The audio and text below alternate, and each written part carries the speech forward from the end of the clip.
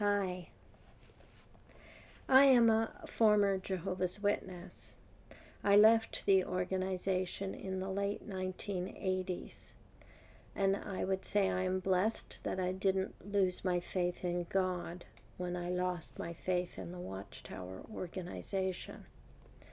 But I'm very sad to see many ex-witnesses lose faith in God, to see them misled into a negative view of God, either because they believe the organization's portrait of God, the character of God, or by what they hear about cherry-picked passages in scriptures without a historical context being used to paint God of the Old Testament as a monster.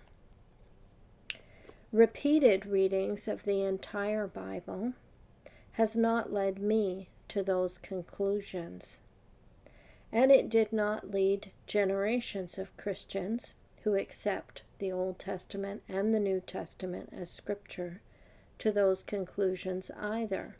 Why not? Why were Bible believers prior to current times characterized as do-gooders, moral, charitable, law-abiding, family-oriented? Why did their belief not turn them into monsters if the God that they believed in or followed was a monstrous God? I want to share with you some thoughts from Alexander Maclaren in his sermon, God and His Saints. He's based this sermon on a text from the Old Testament, Deuteronomy 33, verse 3. And he has it quoted at the top of the page here. He loved the people. All his saints are in thy hand, and they sat down at thy feet. Every one shall receive of thy words. He begins with, whoever was the author of this great song, that's in the end of Deuteronomy, he has, by dint of divine inspiration and his sympathy with the inmost spirit of the Old Covenant, anticipated some of the deepest thoughts of the New Covenant. Okay.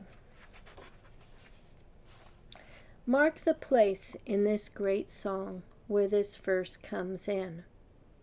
As we said, it is laid as the beginning of everything. We love him because he first loved us, was the height to which the last of the apostles attained in the last of his writings. But this singer, with the mists of antiquity around him, who knew nothing about the cross, nothing about the historical Christ, who had only that which modern thinkers tell us is a revelation of a wrathful God, somehow or other rose to the height of the evangelical conception of God's love as the foundation of the very existence of a people who are his. Like an orchid growing in a block of dry wood and putting forth a gorgeous bloom, he, with so much less to feed his faith than we have, has yet borne this fair flower of deep and devout insight into the secret things and the heart of God. He loved the people. Therefore he formed them for himself. Therefore he brought them out of bondage. Therefore he came down in a flashing fire on Sinai and made known his will, which to know and to do is life. All begins from the tender, timeless love of God.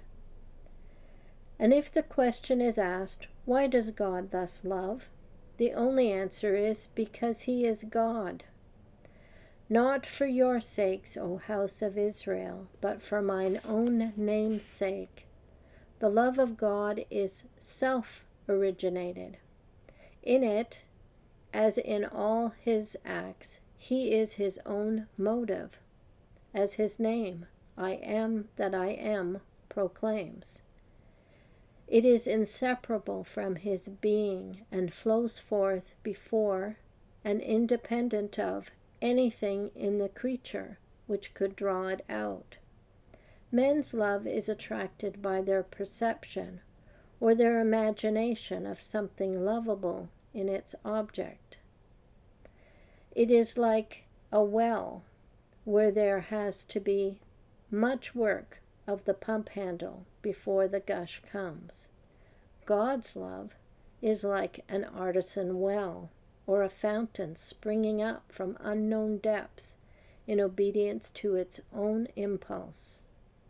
The bedrock is the spontaneous, unalterable, inexhaustible, ever-active, fervent love of God, like that with which a mother clasps her child to her maternal breast.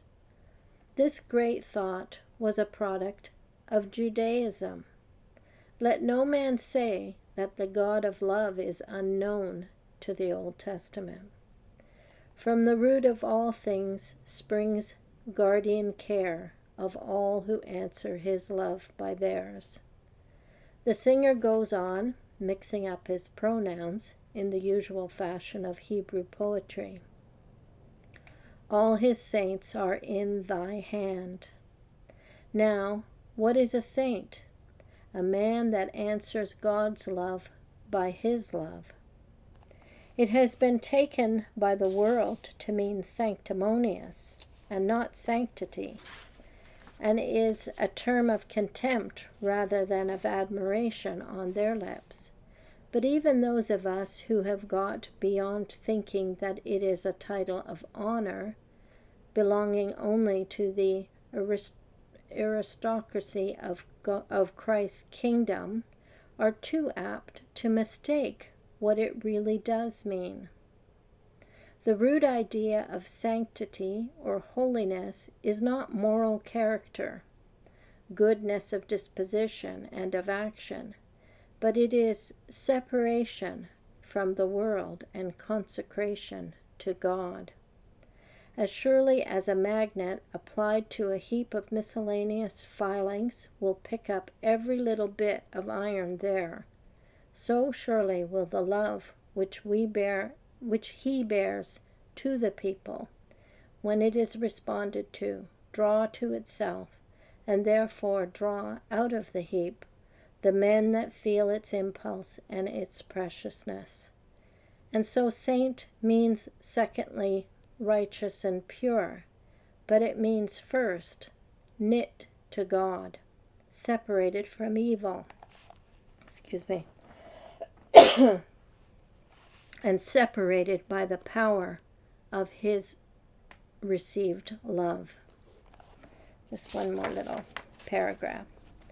So the peace, the strength, and the blessedness, the goodness of our lives flow from these three stages that this singer so long ago had found to be the essence of everything. Recognition of the timeless tenderness of God, yielding to and answering that love, so that it separates us for himself. The calm security, the happy submission which follows thereon, the imitation of him in daily life, and the walking in his steps, which are rewarded and made more perfect by hearing more distinctly the whisper of his loving, commanding voice. I'm going to link to two videos. The first one is Sanctified and Shaped by Scripture, and that one gives you some suggested reading plans for reading the Bible, the entire Bible in a year. The second one is Modern Distortion. God has been made senile, Jesus has been made sickly, love has been made vapid. And that was based on some readings from John Wenham in his book, The Goodness of God, dealing with the objection of really a misunderstanding about the character of God. We need to read the Bible, the entire Bible, to get the whole picture clearly. And we need to read it repeatedly, I would say. Thanks for watching.